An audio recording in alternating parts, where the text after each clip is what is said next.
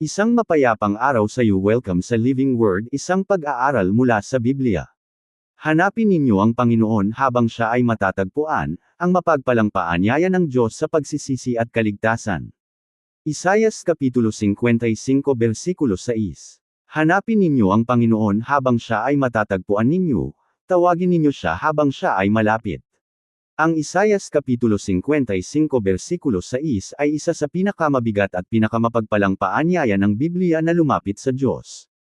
Ibinigay sa pamamagitan ng propetang si Isayas, ipinapakita ng mga salitang ito ang awa ng Diyos at ang kabigatan ng pagtugon sa kanyang tawag. Inaanyayahan ng Panginoon ang mga makasalanan na hanapin siya, tawagin siya, at tumanggap ng kanyang saganang kapatawaran, Isayas Kapitulo 55 versikulo 7, ngunit ang paanyayang ito ay may kasamang pagmamadali, habang siya ay matatagpuan, at habang siya ay malapit. Hindi itinuturo ng talatang ito na ayaw magligtas ng Diyos sa mga tapat na lumalapit sa Kanya. Sa halip, binibigyang diin ito na ang mapagpalang paanyaya ng Diyos ay hindi dapat ipagwalang bahala o ipagpaliban. Hindi tiyak ang buhay ng tao, ang puso ay maaaring tumigas dahil sa patuloy na kawalan ng pananampalataya, at walang sinuman ang nangangakong may panibagong araw pa. Kaya't kapag ang Diyos ay tumatawag sa pamamagitan ng kanyang salita at ng kanyang espiritu, ang tamang tugon ay agaran na pananampalataya at pagsisisi. Ang Isayas 55 ay bahagi ng pagpapahayag ng propeta tungkol sa tipang awa ng Diyos matapos ay pangako ang nagdurusang lingkod sa Isayas Kapitulo 53. Dahil naghanda na ang Diyos ng katubusan, malaya niyang inaanyayahan ang mga uhaw na makasalanan na lumapit ng walang pera at walang kapalit, Isayas Kapitulo 55 versikulo 1. Ang kaligtasan ay ganap na gawa ng biyaya ng Diyos. Sa huli, ang paanyayang ito ay natupad kay Hesukristo. Siya ang daan kung paano lumalapit ang mga makasalanan sa Diyos. Sinabi niya, lumapit kayo sa akin, kayong lahat na nahihirapan at lubhang nabibigatan sa inyong pasanin, at kayo'y bibigyan ko ng kapahingahan, Mateo Kapitulo 11 versikulo 28. Sa pamamagitan ng kanyang kamatayan at muling pagkabuhay, binuksan ni Kristo ang daan upang ang lahat ng nagsisisi at sumasampalataya ay makatanggap ng kapatawaran at buhay na walang hanggan. Ang pangunahing katotohanan ng Isayas Kapitulo 55 versikulo 6 ay ito.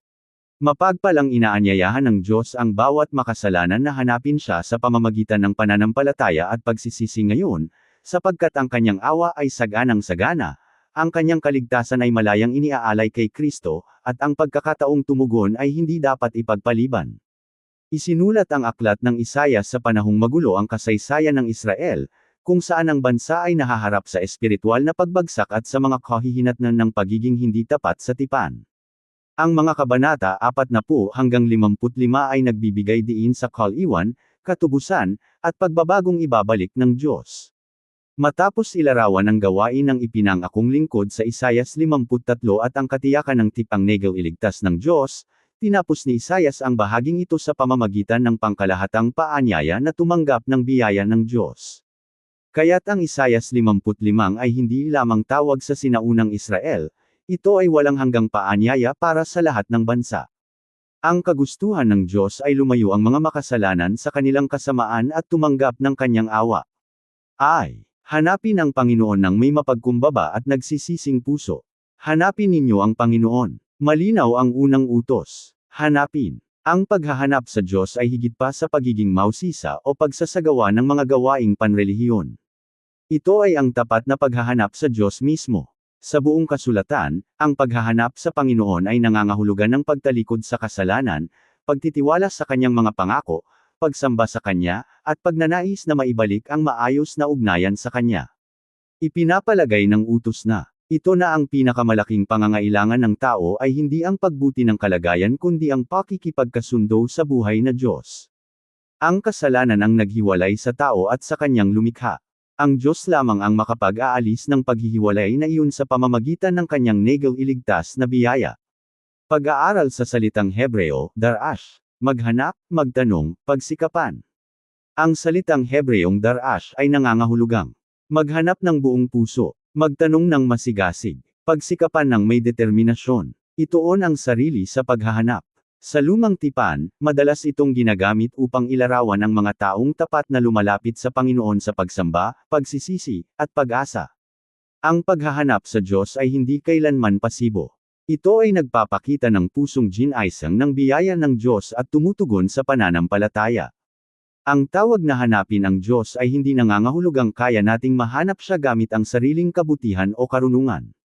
Sa halip, itinuturo ng kasulatan na buong pagpapalang inihahayag ng Diyos ang kanyang sarili sa pamamagitan ng kanyang salita at tinatawag ang mga makasalanan sa pamamagitan ng kanyang espiritu. Ang utos na maghanap ay mismong paanyaya ng biyaya. Ang mga tapat na lumalapit sa Diyos sa pagsisisi at pananampalataya ay makatutuklas na handa siyang tumanggap sa kanila. Gaya ng sinabi sa Jeremias Kapitulo 29 versikulo 13. At hahanapin ninyo ako, at masusumpungan ninyo ako, kapag hahanapin ninyo ako ng buo ninyong puso. Isipin mo ang isang taong naliligaw sa gubat na narinig ang boses ng tagapagligtas na tumatawag sa kanyang pangalan. Ang karunungan ay hindi pagbaliwala sa boses o pagpapaliban ng pagtugon. Ang tamang gawin ay sundin agad ang tagapagligtas. Gayun din, kapag tumatawag ang Diyos sa pamamagitan ng kanyang salita, dapat tayong tumugon ng walang pagkaantala. Hanapin ang Diyos araw-araw sa pamamagitan ng panalangin, pagbabasa ng kasulatan, pagsamba, at pagsunod. Huwag hayaang ang mga bagay sa mundo ang pumalit sa paghahanap kay Kristo. Kapag pinaparamdam sa iyo ng banal na espiritu ang iyong kasalanan, tumugon agad. Gawing pinakamahalagang prioridad ang pagkilala sa Diyos. Ang pinakamahalagang layunin sa buhay ay hindi ang tagumpay, kayamanan, o pagkilala, kundi ang hanapin ang Panginoon ng may mapagkumbaba, nagsisisi, at sumasampalatayang puso. Iglesia, hindi lamang inuutos ng Diyos na hanapin natin siya, ipinapakita rin niya kung gaano kabilis dapat tayong tumugon sa kanyang mapagpalang paanyaya. Isinulat ni Isaias, habang siya ay matatagpuan, habang siya ay malapit. Ipinapaalala sa atin ng mga salitang ito na ang paanyaya ng Diyos ay hindi dapat ipagwalang bahala o ipagpaliban. Amen. Maraming salamat sa pakikinig. Ako si Pastor Jeff Flores, nagsasabing sa Diyos ang lahat ng papuri. Isang mapayapang araw sa iyo. Welcome sa Living Word, isang pag-aaral mula sa Biblia. Hanapin ang Panginoon habang siya ay matatagpuan, ang MAPAGPALANGPAANYAYA ng Diyos sa pagsisisi at kaligtasan. Ikalawang bahagi. Ikalawang punto, tumugon sa mapagpalang paanyaya ng Diyos ng walang pagkaantala. Talata, Isaias Kapitulo 55 versikulo 6 hanggang 7, KJV. Hanapin ninyo ang Panginoon habang siya ay matatagpuan ninyo, tawagin ninyo siya habang siya ay malapit, iwanan ng masama ang kanyang lakad, at ng taong hindi matuwid ang kanyang mga pag-iisip, at bumalik siya sa Panginoon, at siya ay kahahabagan, at sa ating Diyos, sapagkat siya ay magpapatawad ng sagana, Isaias Kapitulo 55 versikulo 6 hanggang 7. Iglesia, sa unang bahagi ay natutunan natin na buong pagmamahal na inaanyayahan ng Diyos ang bawat isa na hanapin siya. Ang paanyayang ito ay hindi lamang tawag sa mga gawaing panrelihiyon kundi sa maayos na ugnayan sa buhay na Diyos sa pamamagitan ng pagsisisi at pananampalataya. Ngayon ay nagdagdag pa si Isaias ng isa pang mahalagang katotohanan. Ang paanyaya ay may kasamang pagmamadali. Ipinahayag ng propeta, tawagin ninyo siya habang siya ay malapit. Ang awa ng Diyos ay saganang-sagana, ngunit patuloy na ipinapaalala ng kasulatan na hindi tayo dapat umasa sa bukas. Ang tamang tugon sa mapagpalang tawag ng Diyos ay agaran na pananampalataya at buong pusong pagsisisi. 2. Tumugon sa MAPAGPALANGPAANYAYA ng Diyos ng walang pagkaantala. Nagbigay si Isaias ng dalawang utos na magkaugnay. Hanapin ang Panginoon. Tawagin siya. Ang paghahanap ay nagpapakita ng saloobin ng puso. Ang pagtawag ay nagpapakita ng tugon ng pananampalataya. Sa buong kasulatan, ang mga tunay na naghahanap sa Diyos ay tumatawag din sa Kanya ng may mapagkumbabang pag-asa. Ang panalangin ay hindi lamang pagsasagawa ng ritual. Ito ay ang sigaw ng makasalanang nakakaalam na Diyos lamang ang makapagliligtas, magpapatawad, at magbabalik sa Kanya. Pag-aaral sa salitang Hebreo, QARA, tumawag, sumigaw, manalangin. Ang pandiwang Hebreong QARA ay nangangahulugang tumawag, sumigaw, manalangin o humingi ng tulong. Tumawag o mag-imbita. Lumapit ng same time. Sa lumang tipan, madalas itong ginagamit upang ilarawan ang mga taong tumatawag sa pangalan ng Panginoon sa pagsamba, pagsisisi, pasasalamat, at lubos na pag-asa. Ang pagtawag sa Panginoon ay higit pa sa pagsasalita ng mga salita. Ito ay pagpapakita ng pagtitiwala, pagpapakumbaba, at pagsuko. Ipinapahayag nito na Diyos lamang ang pinagmumulan ng kaligtasan. Ang temang ito ay nagpapatuloy sa buong kasulatan. Ipinahayag ng propetang si Joel. At mangyayari, na sinumang tumawag sa pangalan ng Panginoon ay maliligtas. Joel Kapitulo 2 versikulo 32. Ipinagpatuloy ni Apostol Pablo ang pangakong ito sa mga taga-Roma Kapitulo 10 versikulo 13. Sapagkat ang sinumang tumawag sa pangalan ng Panginoon ay maliligtas. Kaya't ang paanyaya ni Isaias ay tumuturo sa gawain ng kaligtasan ni Hesukristo, kung saan ang lahat ng tumatawag sa Panginoon ay tumatanggap ng kapatawaran at buhay na walang hanggan. Habang siya ay malapit, binibigyang diin ni Isaias ang kahalagahan ng agarang pagtugon. Ang pariralang, habang siya ay malapit, ay hindi nangangahulugang limitado ang Diyos sa panahon o distansya. Sa halip, ipinapakita nito ang panahon ng mapagpalang pagkakataon. Inaakit ng Diyos ang mga makasalanan sa pamamagitan ng kanyang salita. Ang kanyang espiritu ay pumupukaw sa mga puso. Ang kanyang awa ay ipinapahayag.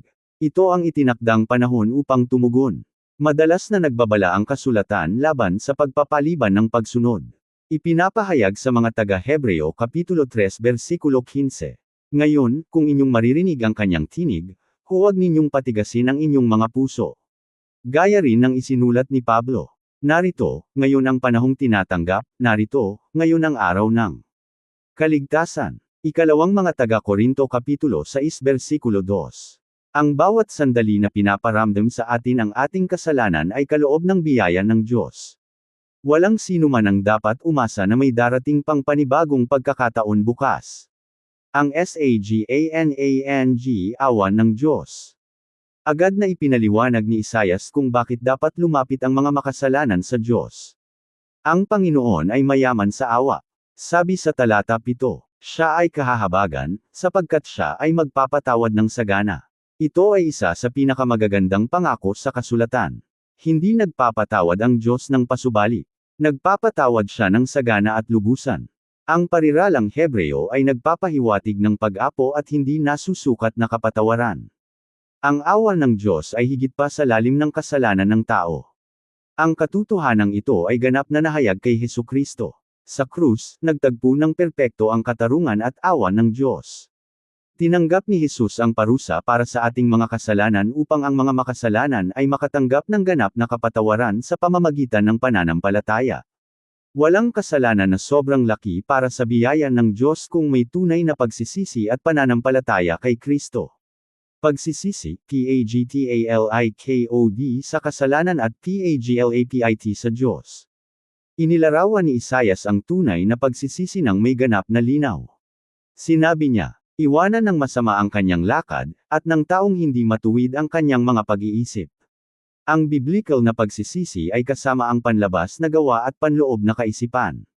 Dapat talikuran ng masama ang kanyang mga masasamang gawa. Dapat isuko ng hindi matuwid ang kanyang mga maling iniisip, pagnanasa, at layunin. Ang tunay na pagsisisi ay hindi lamang pagdadalamati. Ito ay pagtalikod sa kasalanan patungo sa Diyos na pinagkakalooban ng kapangyarihan ng banal na Espiritu. Ang pagsisisi at pananampalataya ay laging magkaugnay. Ang mga bumabalik sa Panginoon ay makatutuklas ng kanyang habag at kapatawaran. Ang paanyaya ni Isaias 55 ay umuugnay sa buong lumang at bagong tipan. Nangaral si Noe habang nakabukas pa ang pinto ng sasakyang arkong. Paulit-ulit na tinawag ng mga propeta ang Israel na bumalik sa Panginoon. Ipinahayag ni Juan Bautista, magsisi kayo. Sinimulan ni Jesus ang kanyang paglilingkod sa parehong mensahe, magsisi kayo, sapagkat malapit na ang kaharian ng langit. Mateo Kapitulo 4 versikulo 17. Tinawag ni Pedro ang libu-libong tao sa pagsisisi noong araw ng Pentecost. Hinikayat ni Pablo ang mga Hudyo at Hentil na magsisi at maniwala sa Ebanghelyo. Mula sa Genesis hanggang Pahayag, patuloy na nagpapakita ng awa ang Diyos bago ang paghuhukom. Ang kanyang mga paanyaya ay nagpapakita ng kanyang pagtitiyaga, habag, at pagnanais na makipagkasundo sa mga makasalanan. Ang nakabukas na pinto. Isipin mo ang isang ama na nakatayo sa pintuan ng kanyang tahanan, tinatawag ang kanyang nawawalang anak na pumasok bago dumating ang malakas na bagyo. Nakabukas ang pinto. Tapat ang paanyaya. Naghihintay ang ama ng may habag. Ngunit ang pagkakataong iyon ay hindi mananatili magpakailanman. Dapat tumugon ang anak habang nakabukas pa ang paanyaya. Gayun din, ang pinto ng awa ng Diyos ay nakabukas sa pamamagitan ni Hesukristo. Ngayon ay inaanyayahan niya ang mga makasalanan na lumapit. Ang karunungan ay tumutugon agad. Ang PAANYAYA ng doktor. Isang mahusay na doktor ang nag-aalok ng lunas na magliligtas sa buhay ng isang taong may malubhang karamdaman. Nakahanda na ang gamot. Mayroon ng lunas. Ngunit paulit-ulit na ipinagpapaliban ng pasyente ang pagtanggap dito. Sa huli ay nagiging sanhi ito ng kamatayan, hindi dahil kulang sa habag ang doktor, kundi dahil hindi pinansin ang paanyaya. Ang ebanghelyo ay ang mapagpalang lunas ng Diyos sa nakamamatay na sakit ng kasalanan. Natapos na ni Kristo ang lahat ng kailangan para sa kaligtasan. Ang tanong ay kung tayo ba ay tutugon sa pananampalataya. Para sa mga individual na mananampalataya, huwag baliwalain ang pagsaway ng banal na espiritu. Kung ipinakita ng Diyos ang kasalanan sa iyong buhay, aminin ito agad. Ugaliin ang araw-araw na pagtawag sa Panginoon sa pamamagitan ng panalangin.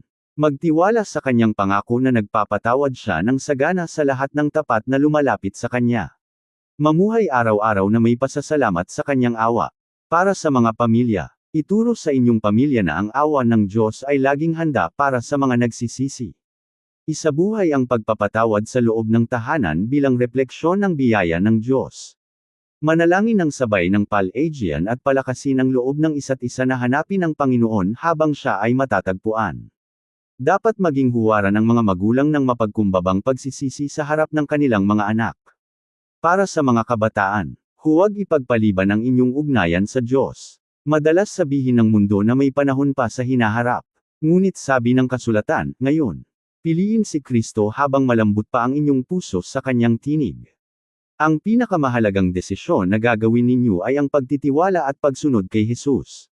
Para sa mga pinuno ng iglesia, ipaalam ng tapat ang kabanalan at awa ng Diyos.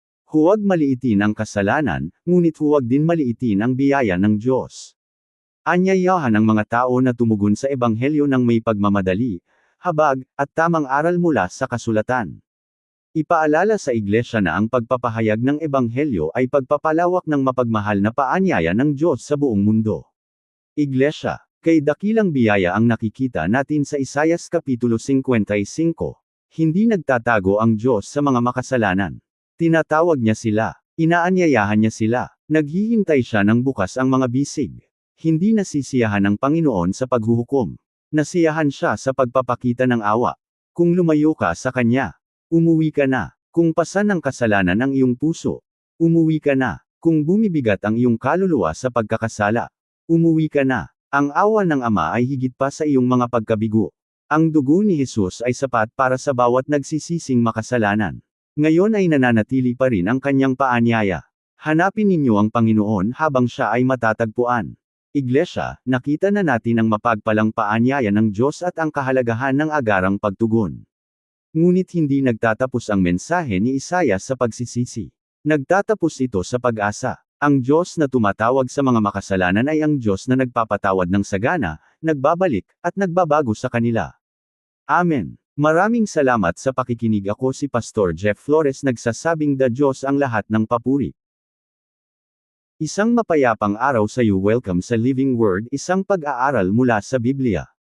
Hanapin ang Panginoon habang siya ay matatagpuan, ang MAPAGPALANGPAANYAYA ng Diyos sa pagsisisi at kaligtasan.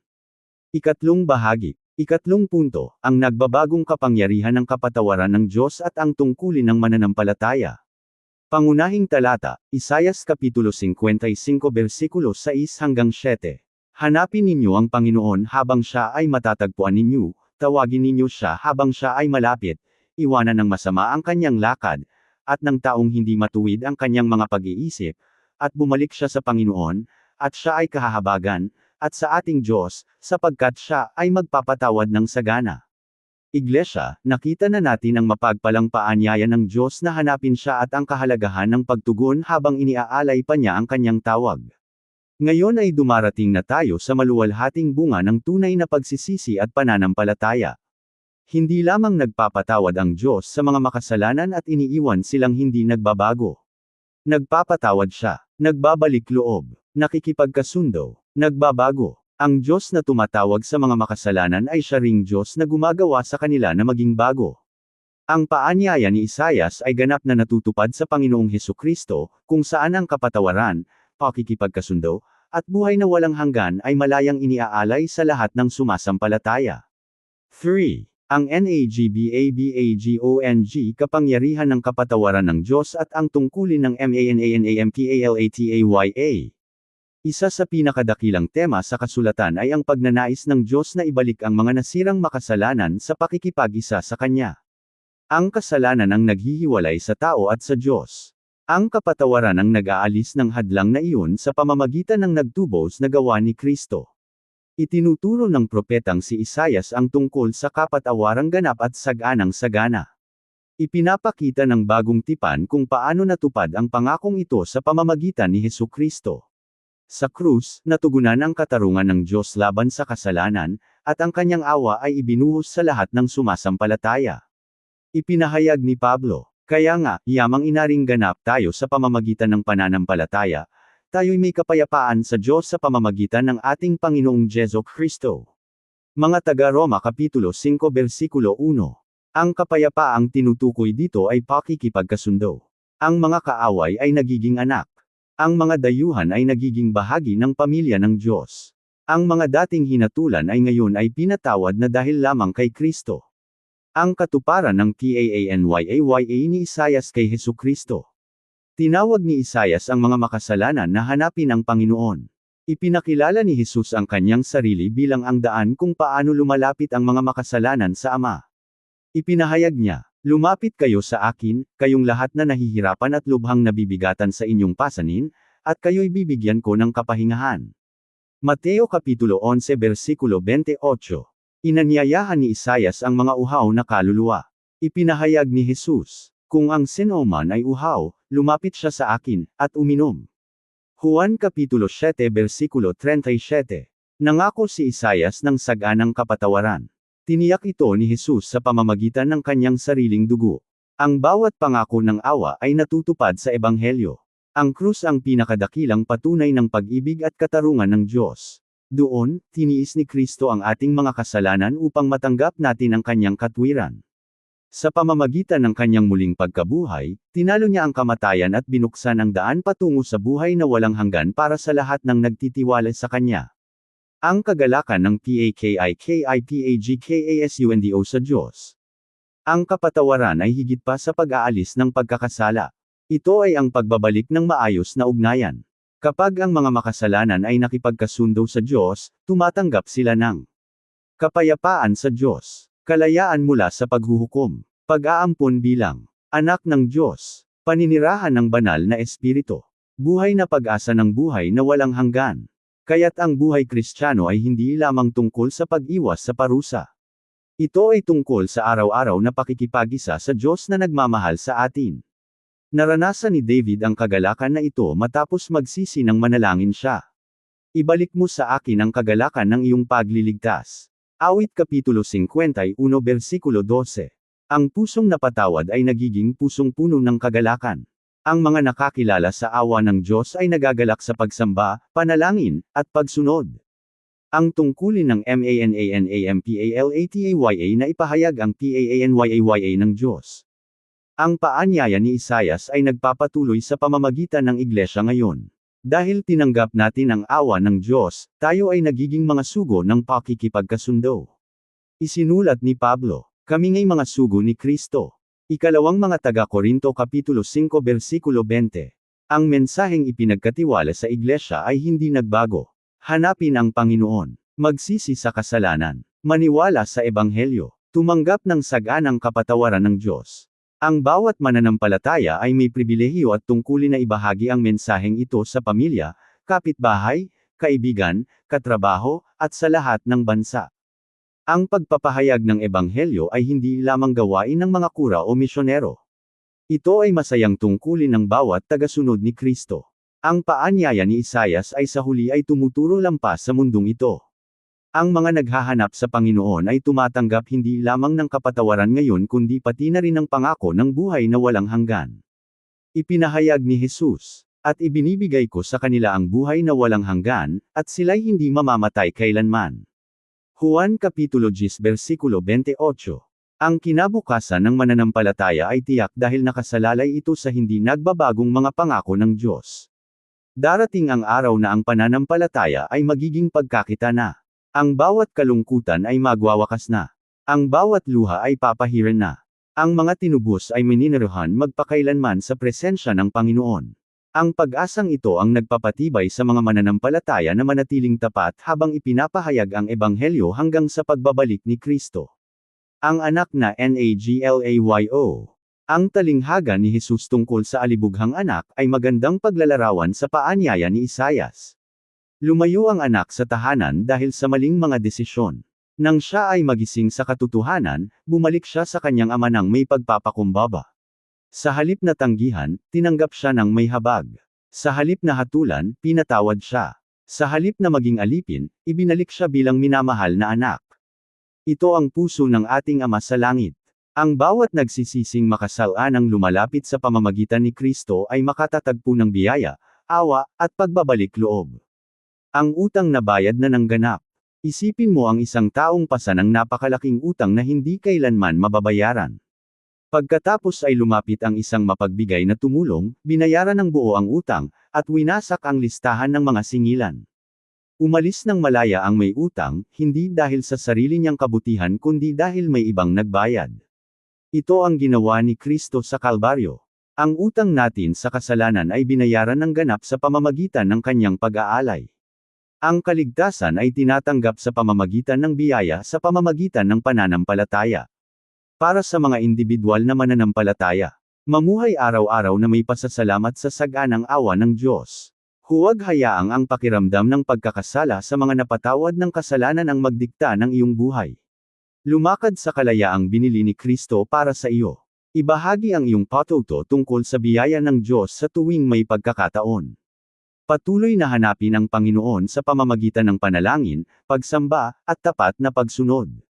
Para sa mga pamilya, itayo ang inyong tahanan sa Ebanghelyo. Ituro sa mga anak ang kagalakan ng kapatawaran ng Diyos.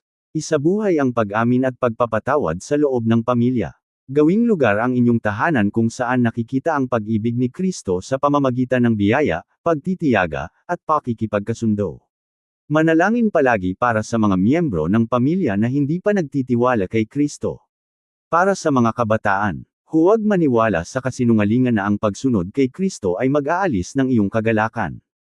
Ang tunay na kagalakan ay matatagpuan sa pagkilala sa Panginoon. Ayalay ang iyong buhay kay Jesus habang ikaw ay bata pa. Gamitin ang iyong mga talento at pagkakataon upang luwalhatiin siya at maimpluwensyahan ang iba para sa kanyang kaharian. Para sa mga pinuno ng iglesia, panatilihin ang Ebanghelyo sa sentro ng bawat gawain. Ipangaral ang pagsisisi ng may habag at biyaya. Sanayin ang mga mananampalataya na ibahagi ang kanilang pananampalataya ng may katiyakan. Akayin ang iglesia na maging refleksyon ng puso ng Diyos sa pagtanggap sa mga nagsisising makasalanan ng may katotohanan at pag-ibig. Huwag kalimutan ang tungkulin ng iglesia na ipahayag si Kristo hanggang sa kanyang pagbabalik. Iglesia, kay dakilang Diyos ang ating pinaglilingkuran. Hindi lamang niya inaanyayahan ang mga makasalanan. Tinatanggap niya sila. Hindi lamang niya pinapatawad ang mga makasalanan. Binabago niya sila. Hindi lamang niya inililigtas sila mula sa parusa. Inaampun niya sila sa kanyang pamilya. Ang krus ay patunay na ang awa ng Diyos ay higit pa sa ating pinakamalaking kasalanan. Ang bakanteng libingan ay patunay na ang tagumpay ni Kristo ay ganap na. Ngayon ay nananatiling bukas ang kanyang paanyaya. Hanapin siya, tawagin siya, bumalik sa kanya. Hindi ka makakatagpo ng tagapagligtas na mas mapagmahal, mas tapat, o mas makapangyarihang magligtas kaysa kay Hesukristo. Sa pagtatapos ng ating pag-aaral sa Isayas Kapitulo 55 versikulo 6 hanggang 7, alalahanin natin ang tatlong katotohanan ito. Isa, mapagpalang inaanyayahan ng Diyos ang bawat makasalanan na hanapin siya. Ang kaligtasan ay nagsisimula sa mapagpalang hakbang ng Diyos. Buong pagmamahal na tinatawag ng Panginoon ang mga makasalanan na hanapin siya habang iniaalay pa ang kanyang paanyaya. Ang kanyang pagnanais ay lumayo ang mga tao sa kasalanan at maranasan ang kanyang awa. 2. Nagpapatawad ng sagana ang Diyos sa lahat ng nagsisisi at sumasampalataya. Walang sino man ang hindi maaabot ng biyaya ng Diyos. Sa pamamagitan ni Hesukristo, ang bawat nagsisising makasalanan ay makakatanggap ng ganap na kapatawaran, pakikipagkasundo, at bagong buhay. Ang kanyang awa ay higit pa sa ating pagkakasala. 3. Ang mga napatawad na mananampalataya ay nagiging mensahero ng biyaya ng Diyos. Ang mga nakatanggap ng awa ng Diyos ay tinatawag na ipahayag ang kanyang paanyaya sa iba. Umiral ang iglesia upang ituro ang mundo kay Hesukristo, ang tanging tagapagligtas na nag-aalay ng kapatawaran at buhay na walang hanggan. Hanggang sa pagbabalik ni Kristo, tayo ay mga sugo ng pakikipagkasundo. Iglesia, huwag ipagpaliban ang pagsunod kapag tumatawag ang Diyos. Huwag baliwalain ang kanyang tinig. Hanapin siya habang siya ay matatagpuan. Lumakad ng malapit sa kanya araw-araw. Ipagdiwang ang kanyang kapatawaran. Ipahayag ang kanyang ebanghelyo ng may katapangan. Mamuhay na may masayang pag-asa sa araw na ang pananampalataya ay magiging pagkakita na at tayo ay tatayo magpakailanman sa kanyang maluwalhating presensya. Marahil ngayon ay hindi mo pa kailanman tinugon ang paanyaya ng Diyos. Maaaring narinig mo na ang ebanghelyo ng maraming beses, ngunit hindi mo pa personal na itinitiwala si Hesukristo bilang iyong Panginoon at tagapagligtas. Ngayon ay tinatawag ka ng Panginoon. Namatay si Hesukristo sa krus para sa iyong mga kasalanan. Siya ay inilibing. Muli siyang nabuhay sa ikatlong araw.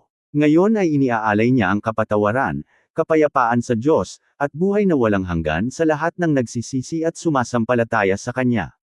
Hindi mo makakamit ang kaligtasan sa pamamagitan ng mabubuting gawa. Ito ay libreng kaloob ng biyaya ng Diyos na tinatanggap sa pamamagitan ng pananampalataya. Lumapit ka kay Kristo ngayon. Bukas pa ang kanyang paanyaya. Saganang sagana pa rin ang kanyang awa. Nakabukas pa rin ang kanyang mga bisig. Kung kinakausap ka na ng banal na espiritu, huwag nang magpatumpik-tampik pa. Kung kailangan mo ng kaligtasan, lumapit ka kay Jesus ngayon. Kung lumayo ka na sa Panginoon, bumalik ka na ng may pagsisisi. Kung nanlamig na ang iyong puso, hanapin mo siya muli. Kung tinatawag ka ng Diyos sa paglilingkod, misyon, pagpapahayag ng ebanghelyo, o mas malalim na pagsunod, isuko mo ng buo ang iyong sarili sa kanyang kalooban. Ang parehong Diyos na tumawag sa Israel sa pamamagitan ni Isaias ay tumatawag pa rin sa mundo sa pamamagitan ng kanyang anak. Sapat ang kanyang biyaya, ganap ang kanyang kapatawaran. Tapat ang kanyang mga pangako. Lumapit ka habang siya ay matatagpuan. Tawagin siya habang siya ay malapit. Panalangin. Amang nasa langit, salamat po sa iyong dakilang awa at sa mapagpalang paanyaya na hanapin ka. Salamat dahil sa pamamagitan ni Hesukristo ay naghanda ka ng ganap na kapatawaran, pakikipagkasundo, at buhay na walang hanggan para sa lahat ng nagsisisi at sumasampalataya. Patawarin mo kami sa pagpapaliban ng pagsunod o pagbaliwala sa iyong biyaya. Ay lapit mo kami ng higit pa sa iyo araw-araw, at punuin mo kami ng banal na espiritu upang makapamuhay kami ng banal, masaya, at tapat sa paglilingkod. Tulungan mo kaming ipahayag ang ebanghelyo ng may pag-ibig, katapangan, at habag, na inaanyayahan ang iba na maranasan ang saganang kapatawaran na matatagpuan lamang kay Kristo. Ipinapanalangin namin ang mga hindi pa tumutugon sa iyong tawag. Palambutin mo ang kanilang puso, buksan ang kanilang mga mata sa kagandahan ng ebanghelyo, at akayin sila sa nagal-iligtas na pananampalataya kay Jesus. Ingatan mo kaming tapat hanggang sa maluwalhating araw na makikita namin ang aming tagapagligtas ng mukha-mukha. Ang lahat ng ito ay hinihiling namin sa mahalaga at makapangyarihang pangalan ni Hesukristo na aming Panginoon. Amen. Ang paanyaya ng Diyos ay may pagmamadali, ang kanyang awa ay saganang sagana, at ang kanyang kaligtasan ay matatagpuan lamang kay Hesukristo. Ang mga naghahanap sa Panginoon sa pagsisisi at pananampalataya ay ganap na pinapatawad, masayang nakikipagkasundo sa Diyos, at inatas ang ipahayag ang kanyang nagal-iligtas na biyaya sa mundo hanggang sa pagbabalik ni Kristo. Amen. Maraming salamat sa pakikinig. Ako si Pastor Jeff Flores, nagsasabing sa Diyos ang lahat ng papuri.